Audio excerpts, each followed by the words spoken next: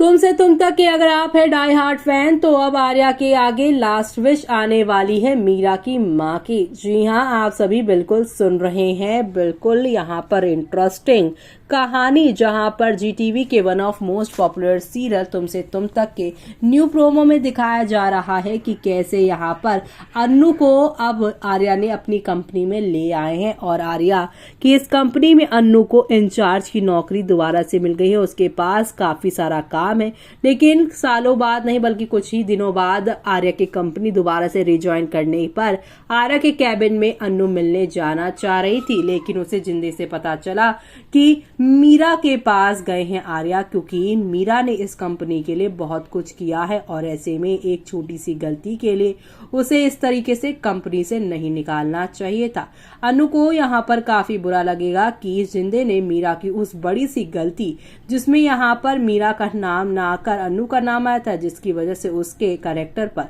उसके यहाँ पर ईमानदारी पर सवाल उठा था, वो छोटी सी बात जिंदे को लगी है। और ऐसे में अब आप सभी देखेंगे कि आर्या की माँ ने यहाँ पर ये कहकर आर्या को मीरा के घर भेजा है कि मीरा की वजह से ये कंपनी काफी आगे बढ़ी है और उसे भी तुम्हें इस कंपनी में ज्वाइन करवाना चाहिए। आर्या मीरा से मिलने वहां पहुंचे, जहां पर मीरा की माँ की